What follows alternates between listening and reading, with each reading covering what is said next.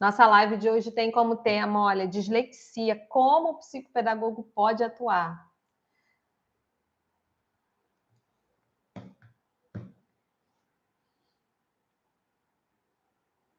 Oi, Rejane! Muito bom ter você aqui com a gente. Boa noite. Muito bom. Olha, gente, vou começar. Já tem algumas pessoas aqui ao vivo. E aí é bacana que a gente já vai fazendo essa troca, conversando um pouquinho aí sobre dislexia. Semana passada a gente falou sobre TDAH e aí a gente está aí numa série de lives sobre transtornos de aprendizagem. E aí hoje vamos falar sobre mais um transtorno, na realidade. Agora os transtornos de aprendizagem, né? TDAH é um transtorno comportamental, mas que afeta de qualquer forma ali a aprendizagem, esse processo da criança na escola, enfim. Mas hoje a gente vai falar sobre dislexia, tá? E aí eu até organizei um material aqui para poder ir conversando com vocês sobre alguns pontos importantes, tá?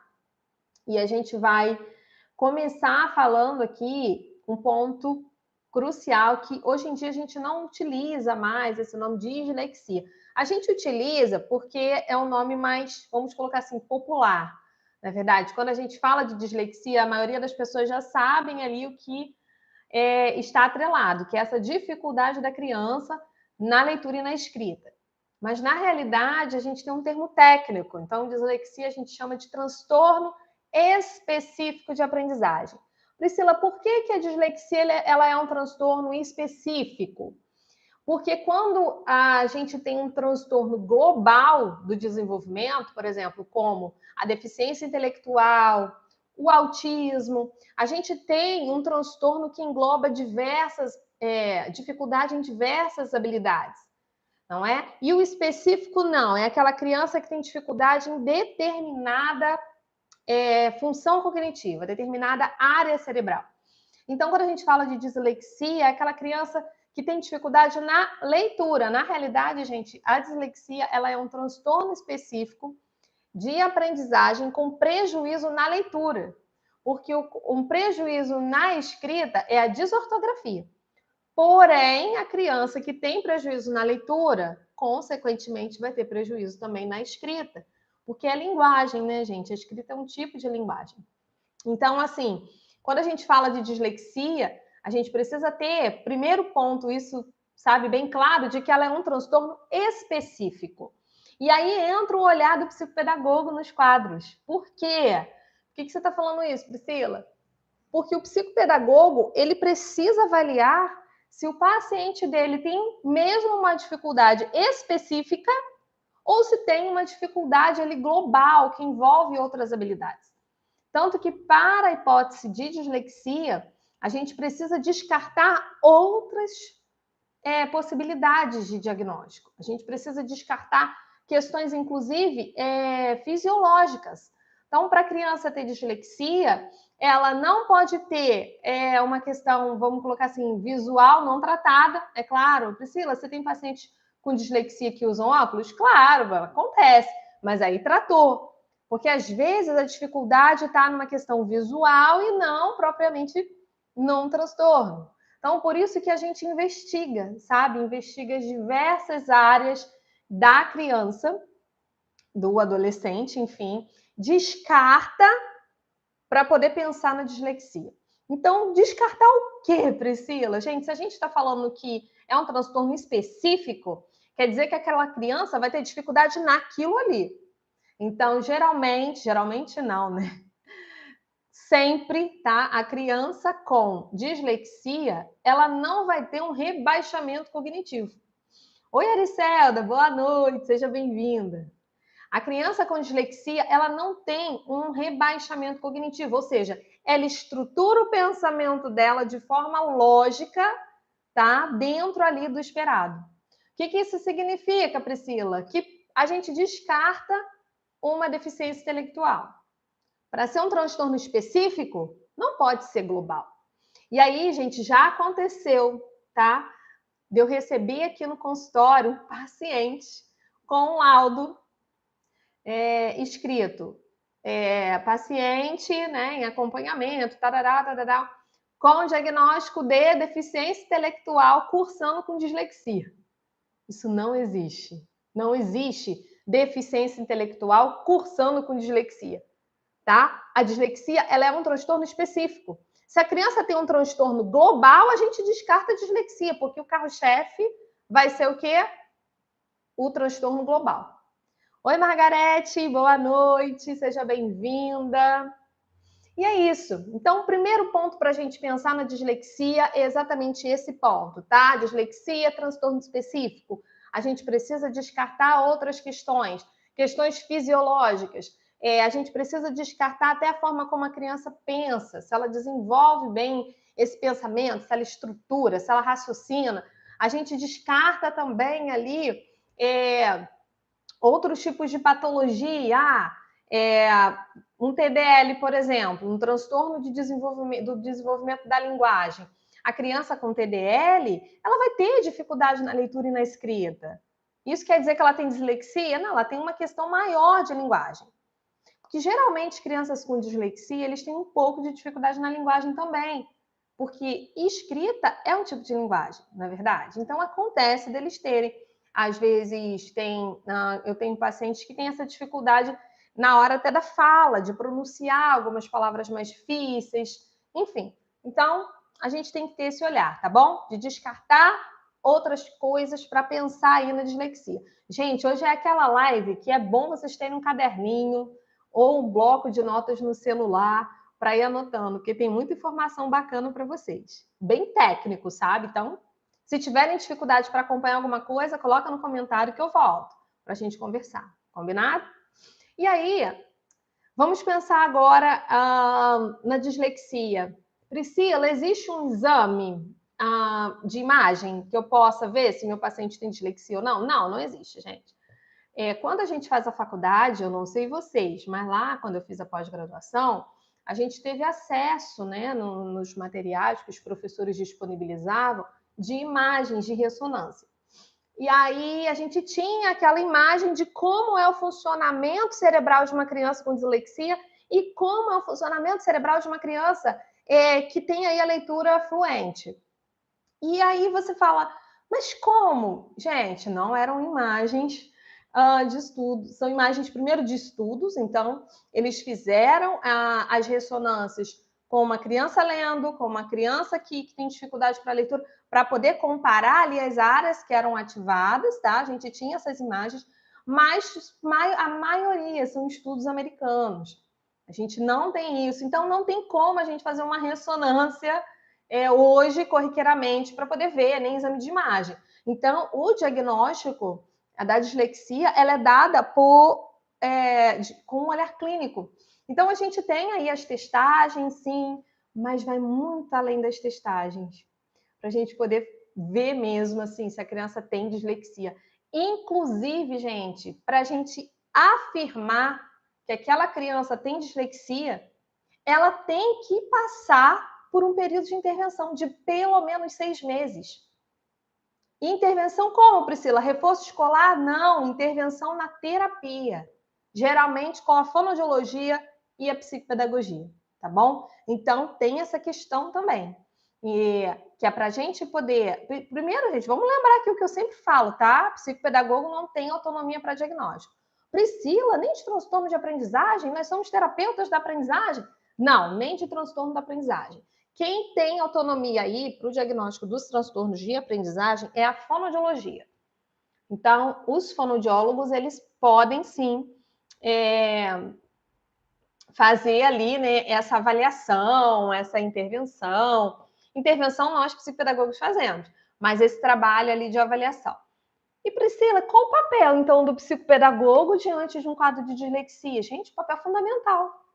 Fundamental, porque com a nossa avaliação a gente consegue, junto com a fonoaudiologia, fechar ali esse diagnóstico, é claro, vai passar ali para a neuropediatria, muitas das vezes e tal, e a intervenção. Até porque essas crianças com quadro de dislexia, por exemplo, eles precisam de metodologia adequada, eles precisam de adaptação, e aí é a função do psicopedagogo orientar a escola, como vai fazer esse trabalho, fazer um trabalho de intervenção eficaz. Infelizmente, nos quadros de dislexia, nem sempre o reforço vai dar conta, sabe? O reforço escolar, ele é fundamental, mas ele acaba trabalhando o quê? Conteúdo.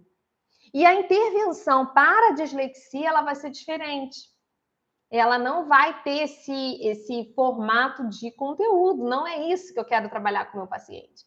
Priscila, muitas das vezes a criança com dislexia nem está alfabetizada, verdade. Outro ponto também, tá, gente? Para diagnóstico de dislexia, precisa ter passado o processo de alfabetização. Não existe diagnóstico de dislexia em crianças lá no primeiro ano. Não existe isso, tá bom? Oi, Carmen, boa noite. Seja bem-vinda. Não existe eu falar que o meu paciente tem dislexia quando ele ainda está no primeiro ano do ensino fundamental, ou seja, ele ainda está recebendo o estímulo. Será que ele está recebendo esse estímulo adequado ou não? Tá bom? Então, não existe diagnóstico de crianças com dislexia no processo de alfabetização. Geralmente, esse diagnóstico vai vir quando a criança está ali com mais ou menos 8 anos. Poxa, Priscila, tão tarde. Vai ter passado ali a janela, a gente sabe que existe uma janela que tem a ver com a neuroplasticidade, onde o cérebro da criança está preparado para receber com mais facilidade esse processo de leitura escrita, que é ali por volta de 6 e 7 anos. Vai realmente ter passado um pouquinho, mas não tem como a gente dizer que uma criança tem dislexia se ela não foi submetida ao estímulo. E estímulo melhor do que esse processo de alfabetização na escola, gente. E aí a gente tem alguns pontos. Então, vamos lá, vamos recapitular aqui tudo que eu falei sobre a dislexia. Primeiro ponto é um transtorno específico, descartar ali outros tipos de patologia, descartar um prejuízo global, ali um transtorno global. Segundo ponto, a criança precisa ter, passar por esse processo ali de intervenção na escola, para ver se realmente é intervenção no consultório. Não é verdade? Então, a criança precisa ter passado aqui no consultório ou da fonoaudiologia, junto com a psicopedagogia, enfim, ter passado por todo esse processo e pelo menos 6 meses de estímulo na terapia, tá bom? Oi, Cris, tudo bem? Boa noite. E aí, gente, vamos falar um pouquinho de qual que é a diferença de uma intervenção psicopedagógica na dislexia de um trabalho escolar, de um trabalho de aprendizagem escolar. Eu sempre falo que existe uma diferença muito grande do psicopedagogo, porque por sermos terapeutas, o nosso olhar é clínico. Eu falo muito isso com as minhas cursistas. Falo, gente, vamos deixar de ter o olhar de professor, porque eu sei que muitos psicopedagogos, assim como eu, a gente já passou ali por escola, porque a maioria tem a formação base em pedagogia. Tem, sim, psicopedagogos que têm a formação em psicologia, fonoaudiologia, mas a maioria tem formação base em pedagogia e já passou por esse processo. E a gente precisa descartar isso, sabe? A gente mudar o nosso olhar. Peraí, sou psicopedagogo, vou me posicionar como psicopedagogo. E nos quadros de dislexia é muito importante eu me posicionar, porque o meu olhar em relação ao meu paciente vai ser diferente. Como assim, Priscila? Primeiro, que eu preciso, como psicopedagogo, quando eu olho uma criança que tem dificuldade na leitura, eu não tenho que pensar só em metodologia. Eu preciso pensar em funcionamento cerebral.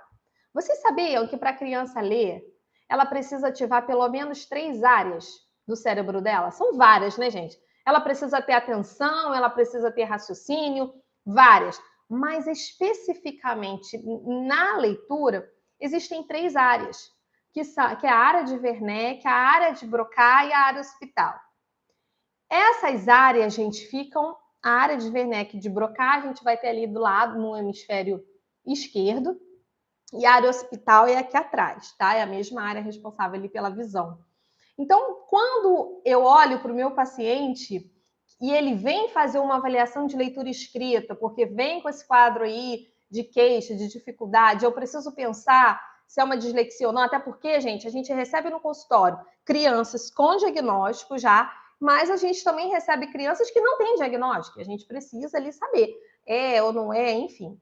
Então, quando eu tenho o meu paciente que ele chega assim, eu vou fazer uma avaliação dele, o que eu preciso pensar? Opa, ele está ativando as áreas? Priscila, que áreas são essas? São responsáveis por quê? Pelo quê? Então, por exemplo, a área de Broca, ela é responsável pela parte de fonema. É a parte que a gente chama que ali está associada também à consciência fonológica, é a articulação desses fonemas. A área de Wernicke, ela está associada à compreensão. E a área hospital pela parte visual. Então, quando a criança vê, por exemplo, a palavra gato, ela vai passar ali pela área de Broca, onde ela vai fazer o som. G-A-T-O, gato. E aí ela juntou gato e ela entendeu que gato é um animalzinho, um bichinho de estimação e tudo mais. É a área de Wernicke, ou seja, ela compreendeu o gato. Depois ela vai lá para a área hospital. Ou seja, eu já li gato, meu cérebro já tirou uma fotinha e já armazenou aqui atrás, a área hospital. E aí eu olho e falo, ah, gato, já li gato antes. E aí a criança vai fazer aquela leitura mais rápida, porque ela já leu. Já viu crianças que estão em processo de alfabetização, não sabem ler todas as palavras, mas sabem ler várias e que você fala assim, ah, ele está deduzindo, ele já memorizou. Não tem? É porque aquela criança, ela vai diretamente para essa área hospital, tá? E, na realidade, a criança precisa passar pelas 3 áreas para ela ser alfabetizada. Além disso, nós também temos as... Ó, eu falei que hoje que a live era técnica, né? Eu avisei, gente. Pega o caderninho aí. Se estão acompanhando, deixa um joinha aqui para eu saber. Senão eu volto, tá? Além disso, a criança também tem que passar ali por 3 rotas de leitura. Que é isso, Priscila? Gente, psicopedagogo precisa saber disso, hein? Atenção. Que rotas de leitura são essas? O psicopedagogo precisa saber que o meu paciente, ele pode fazer rotas que são, né, gente, a parte ali das sinapses neuronais, essas rotas de leitura de forma adequada. E aí as crianças geralmente passam ali por 3 rotas. A gente tem uma rota logográfica, que é uma rota onde eu olho ali a parte mais visual. Já viu aquela criança que vê um M do McDonald's? E aí você fala, olha, aí ela fala, eu sei ler. Tá escrito lá, McDonald's. E na realidade é só o M. Mas ou se não Coca-Cola. Ela vê o símbolo da Coca-Cola, Coca-Cola. E na realidade ela só tá lendo ali, né? Então é igual quando você pega um frasco de shampoo e aí pede, lê aqui para mim. Vamos supor que seja da marca, não sei, Seda. Aí a criança, em vez de ler Seda, vai ler shampoo. Porque é uma leitura visual. Então as crianças, todas elas passam por essa leitura visual. É comum, tá? E aí, a gente também vai ter uma outra rota de leitura, que é a rota lexical, tá? O que é essa rota, Priscila? É aquela rota onde eu leio palavras que eu já conheço. Nós, leitores fluentes, a gente geralmente já lê direto pela rota lexical, ou seja, são palavras que meu cérebro já armazenou. Agora, se eu der uma palavra difícil para vocês, geralmente a gente vai silabar, vai pausar. Ah, vou ler um nome de um. Deixa eu ver aqui se eu tenho. Acho que eu tinha até deixado aqui alguns no. Deixa eu ver aqui se eu tenho uma para botar, por exemplo, para vocês aí no comentário. Ah, aqui, ó. Ó, olha que legal.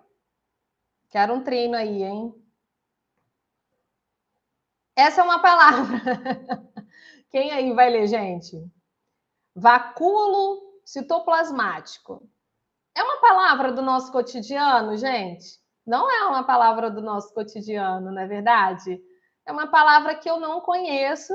Gente, é lá de biologia, tá? Tem a ver com membrana. E aí é uma palavra, né, diferente. Ah, tá bom, Margarete. Tá joia.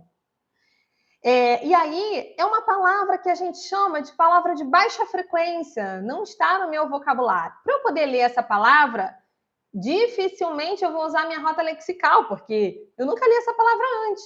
E aí eu vou usar que rota? A rota fonológica, onde eu tenho que falar ali aquela palavra de forma devagar, tá bom? Vou colocar outra aqui para vocês. Olha, gente, hoje eu tô que tô. É porque eu adoro falar de dislexia, de transtorno, ó. Empedernido.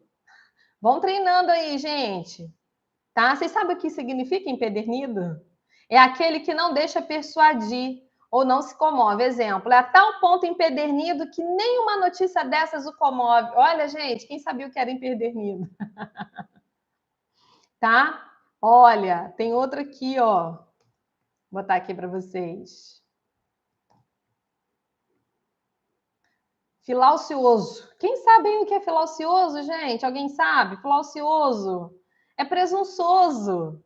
Nova palavra para vocês, ó. Com seu ar filaucioso, disse que já sabia tudo aquilo, tá vendo? E aí, o que é isso, Priscila? São palavras de baixa frequência, então são palavras que a gente... E aí, a gente precisa usar um outro tipo de leitura, um outro tipo de rota de leitura, perdão, que é a rota fonológica. Por que eu tô falando isso? Eu tô tentando explicar para vocês as rotas de leitura que o nosso cérebro faz, tá? Rota logográfica, que é aquela de imagens, quando a criança lê ali, McDonald's, né, com M. A rota lexical, que são as palavras conhecidas, a gente chama de palavras de alta frequência. E aí a gente tem aí as rotas, a rota fonológica, onde eu tenho que parar e fazer o som, eu tenho que filaucioso, eu tenho que juntar. E a criança, ela passa por tudo isso. Você já viu criança que tem dificuldade para ler? Quando ela olha uma palavra de alta frequência, que palavras são essas? Vaca, gato, casa, é alta frequência. Elas estão o tempo inteiro ali no processo de alfabetização trabalhando essas palavrinhas fáceis. Ela está usando uma rota ali mais lexical. Agora, se você já der uma palavra um pouquinho mais longa para ela, talvez sabonete, para a gente é fácil, mas para uma criança não é. Talvez ela já tenha que ativar e fazer ali, passar por essa rota fonológica. E aí, o que acontece com a criança com dislexia? Onde está o probleminha? Onde está a pedra no sapato deles? A rota fonológica. E aí, as crianças com dislexia, elas têm muita dificuldade em passar pela rota fonológica, tá bom?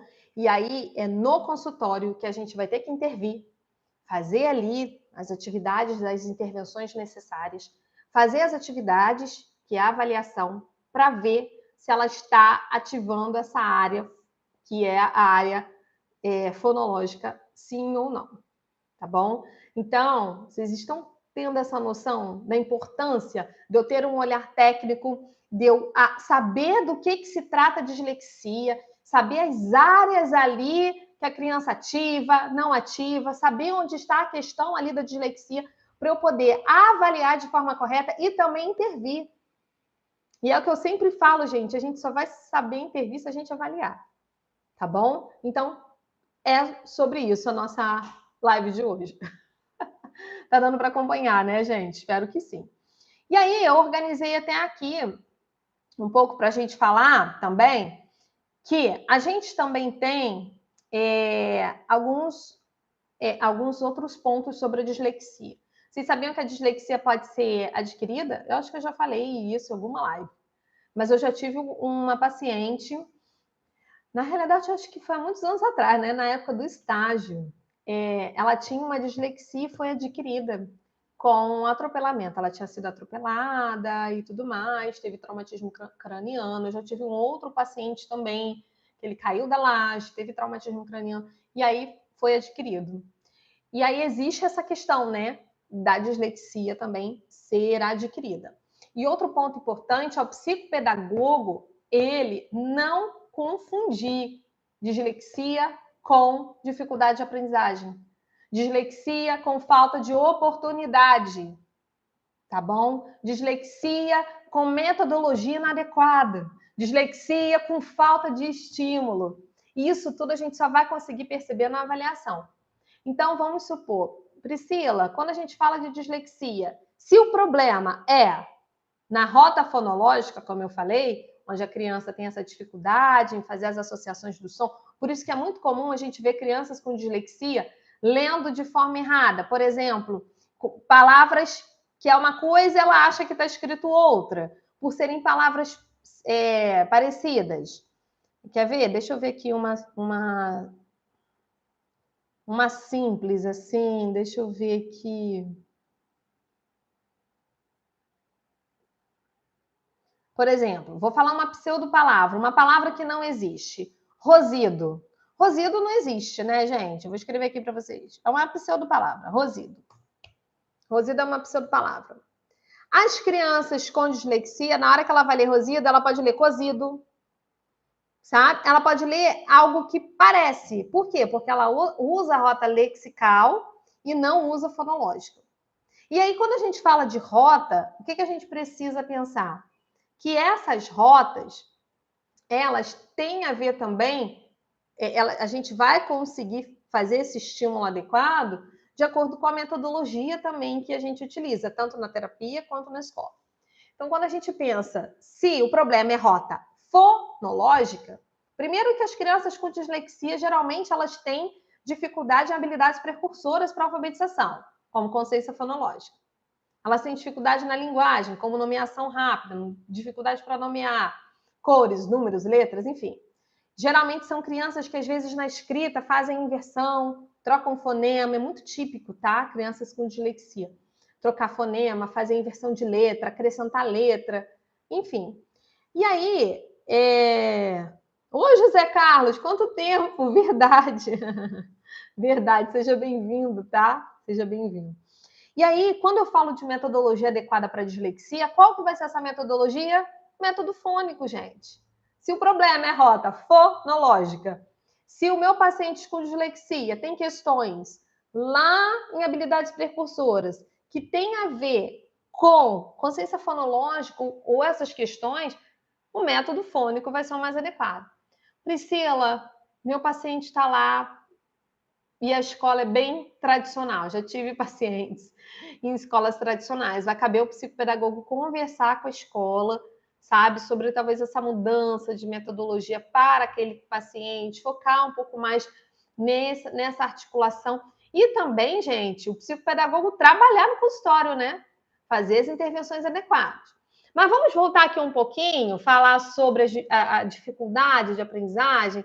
Eu tenho um vídeo super legal, né, que eu falo sobre as dificuldades de aprendizagem, o que elas estão associadas.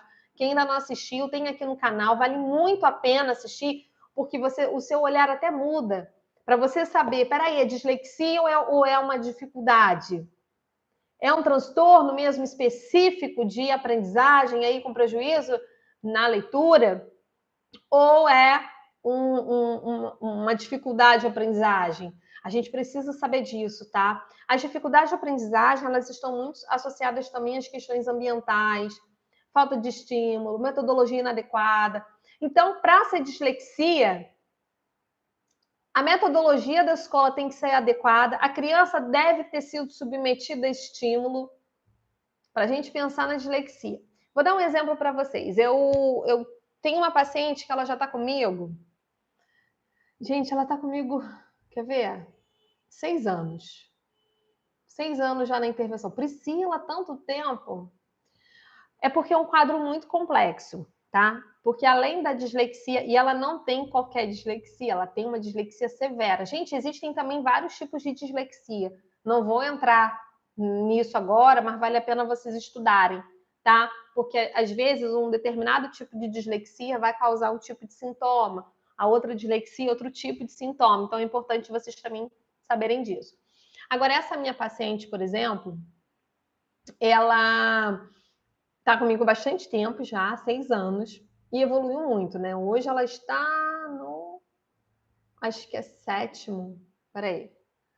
Ela chegou... Oi, Marielle, boa noite. Seja bem-vinda. Ela chegou, quer ver? Ela veio no final do primeiro ano, né? Ela está com 6, né? Ela está no 7º, isso mesmo. Isso aí, ela está no 7º. Isso aí, 7º ano. E aí, Priscila, ela conseguiu consolidar a alfabetização?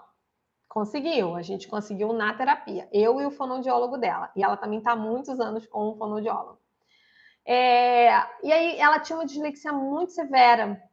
Mas além da dislexia, gente, ela tinha uma comorbidade com TDAH.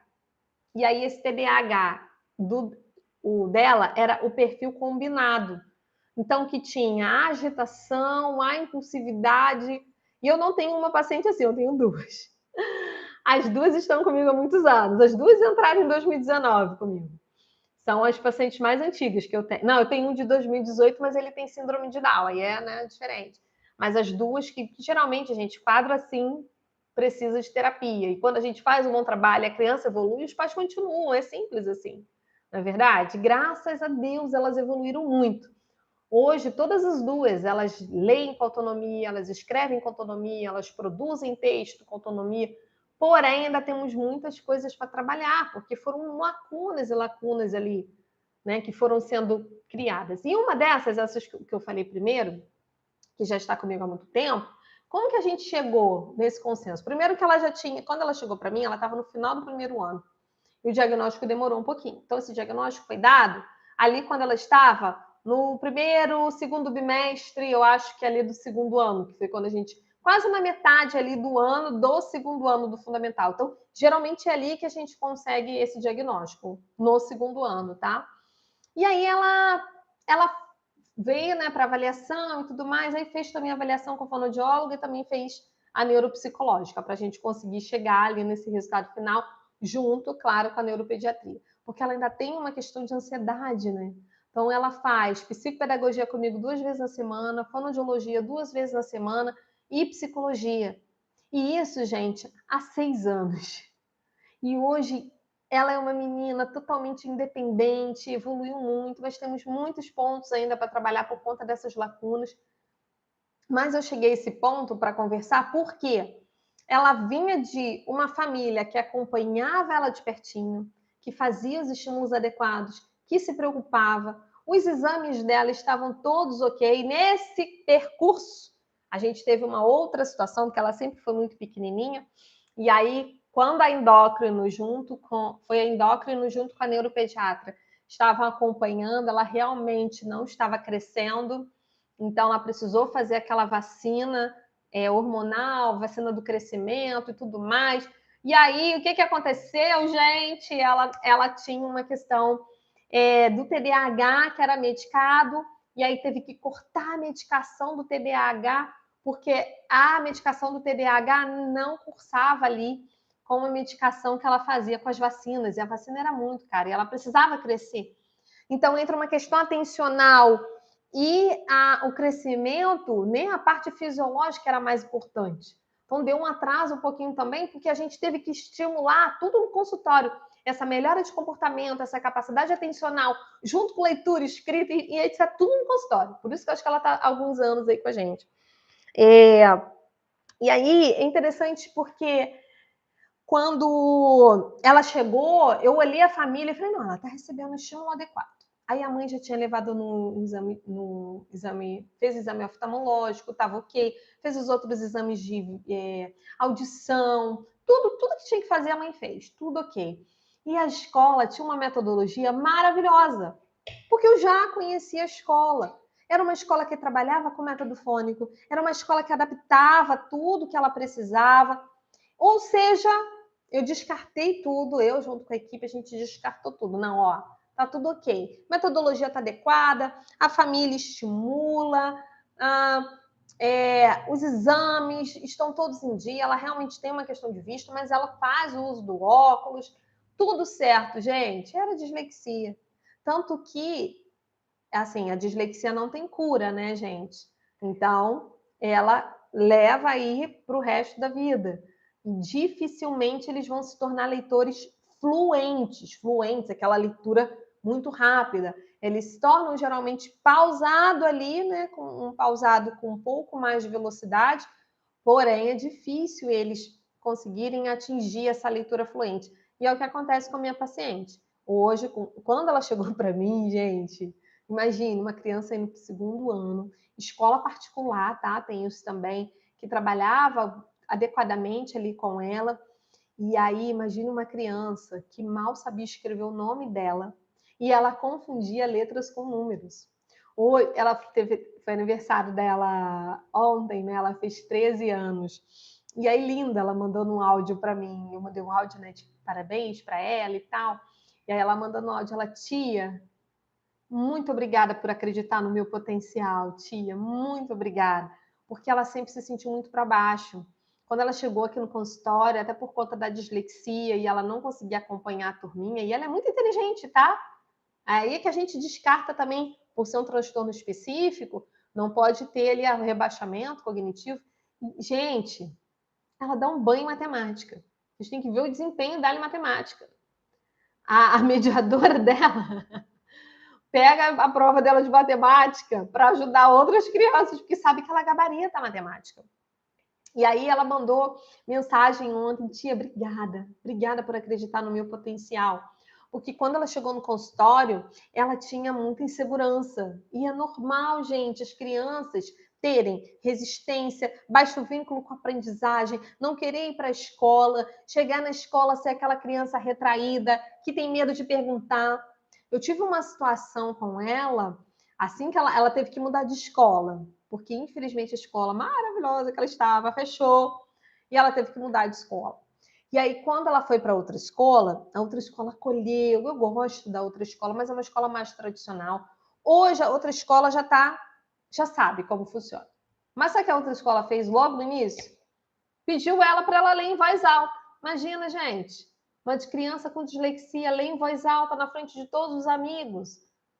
Expor, e aí ela ficou arrasada, ela ficava insegura. E aí ela tinha uma coisa, quando ela chegou no consultório, que tudo ela falava assim, eu não sei, ou eu esqueci, eu não sei e esqueci.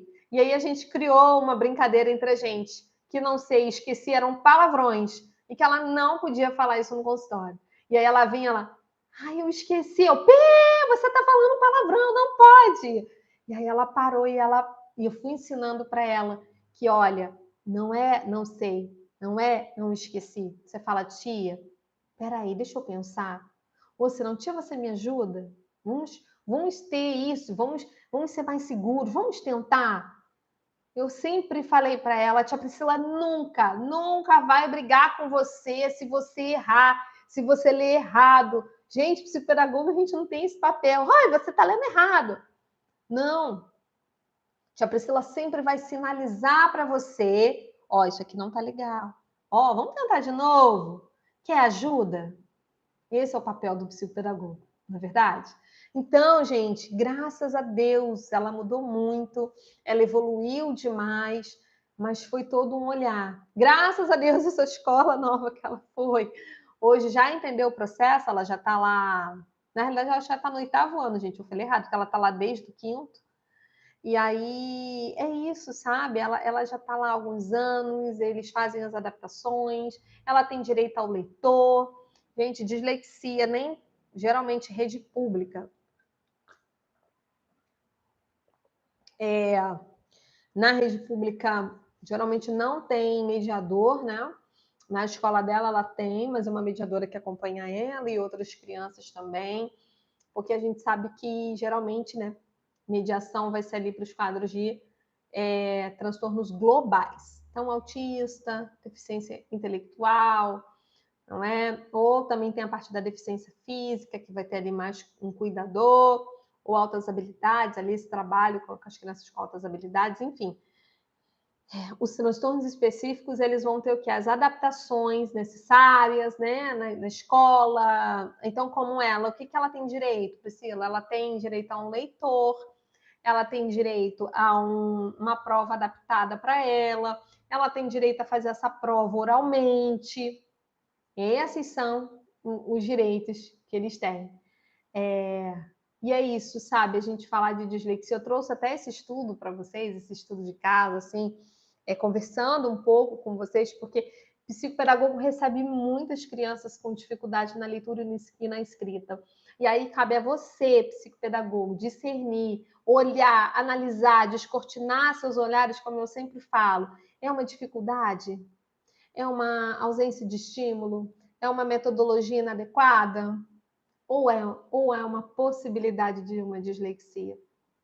E lembrar, né, gente, a gente não trabalha sozinho, não é verdade? A gente sempre vai trabalhar ali em parceria. Então, tem fonoaudiólogo, tem que ser um fonoaudiólogo especialista em aprendizagem, não é? Peraí, deixa eu ver aqui. É a Margarete, né? Oh, meu Deus, eu sou recém-formada, ainda não tenho estrutura física e continuo estudando para começar a atender. Mas é isso, sabe, Margarete? É porque a Margarete falou que trocou de computador e tá com o nome da Francisca, mas é Margarete. É sobre isso, Margarete, é continuar estudando, estudando, estudando. A gente não para, não é verdade? Você fala assim, Priscila, como que você sabe, né, sobre isso? Porque eu estudei muito.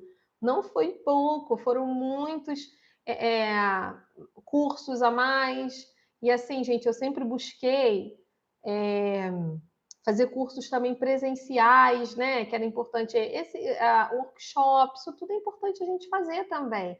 E no online, hoje o online traz tantas possibilidades também para gente, não é verdade? É buscar. Eu fico muito feliz quando eu vejo um grupo como vocês, hoje, quinta-noite. Muitos de vocês, né, terminaram de sair do trabalho, estão aí buscando conhecimento, sabe? Isso é muito bacana. Eu também, eu terminei meus atendimentos hoje, era 6h15, eu saí desesperada aqui para organizar, para poder começar com vocês a live. E amanhã eu atendo de 8 da manhã o meu primeiro paciente. E aí eu atendo geralmente amanhã até, acho que é 5h30, 6 horas. Então, depois eu ainda vou, né, organizar as coisas para as minhas cursistas também. Então é correria. Mas a gente está sempre buscando, não é verdade? Se aperfeiçoar, estudar, muita coisa mesmo. Por isso que eu falo, anotem tudo, tenham um caderninho. Até hoje eu tenho um caderno da época da faculdade, estudos de caso, na época que eu fiz supervisão, há 9 anos atrás. Isso tudo, porque constante busca de conhecimento. E quando você tem anotado, fica mais fácil. Recebi um caso assim, eu lembro que eu já estudei sobre isso. Volta lá nas suas anotações, olha de novo. Enfim, é sobre isso. Gente, olha, se eu for falar para vocês, o assunto de dislexia é muito longo. Hoje eu não tenho mais, né? Eu tenho as cursistas das turmas de avaliação psicopedagógica, mas eu já dei aqui na prefeitura da minha cidade um curso de transtornos de aprendizagem e eu também já dei uma turma online do curso de transtornos. E aí a gente falava sobre todos os transtornos. É assunto, assim, acho que é por isso que eu tenho um pouco de facilidade também de falar, porque é algo que eu já dei turma, já dei curso, né? E já estudei muito para poder me aprimorar para as minhas cursistas. E aí, assim, por isso que eu acho que eu gosto também, adoro esse assunto.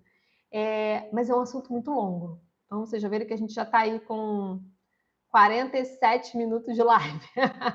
Priscila, tem mais coisa para falar de dislexia? Olha, se tem, mas não vai dar para a gente falar sobre tudo hoje. Quem sabe a gente pode marcar uma live de continuação, continuidade aí, para a gente continuar falando sobre os transtornos, não é? Pretendo quinta que vem, mesmo horário, 6h30, trazer um outro tema para vocês voltado também para os transtornos, porque eu acho que é importante vocês saberem sobre isso. Não basta saber, não aplicar teste ou ter só um olhar individualizado sobre parte pedagógica. Precisa saber cognição. E olha, sempre olhem isso, tá? Quando vocês pensarem em psicopedagogia clínica, psicopedagogia em consultório, pensem em funcionamento cerebral. Peraí, tem que ter, sabe? Funcionamento do cérebro. Hoje eu estou fazendo aqui a live só pelo YouTube, então não estou usando um aplicativo, que tem um aplicativo que às vezes eu até usei da última vez para fazer uma gravação para as minhas cursistas, que dá para poder compartilhar a tela com vocês. Mas eu tenho até aqui a parte do cérebro, como funciona, como é o cérebro de uma criança com dislexia, como não é. Queria apresentar para vocês, mas não vai dar. Mas quem sabe numa outra oportunidade, tá bom? E é sobre isso, olha, queria agradecer a vocês a presença. Quem chegou mais tarde um pouquinho, volta. Depois que a gente vai disponibilizar a gravação, né? Muitas e muitos. Verdade, verdade. E aí, depois que a gente disponibilizar aí a gravação, volta para poder assistir do começo. A gente falou muita coisa bacana nessa live de hoje, tá bom? Olha, obrigada. Obrigada pela atenção de vocês, tá? Ótimo restinho de semana aí, final de semana chegando. Quinta-feira a gente tem outra live. Coloquem aí, tá? Gente, deixa uma curtida, é importante. Se vocês puderem deixar uma curtida, ativar o sininho, se inscrever aqui no canal, tá bom? Isso ajuda a gente também a divulgar ainda mais o nosso trabalho, tá bom? E quem não estiver lá na comunidade do Psicopraticando, sempre tem aí, em todos os vídeos tem o link da descrição, porque lá na comunidade a gente coloca os temas das lives, sempre com antecedência para vocês, tá? Ótima noite para vocês, obrigada mais uma vez pela companhia, tá bom, gente? Ó, tchau para vocês!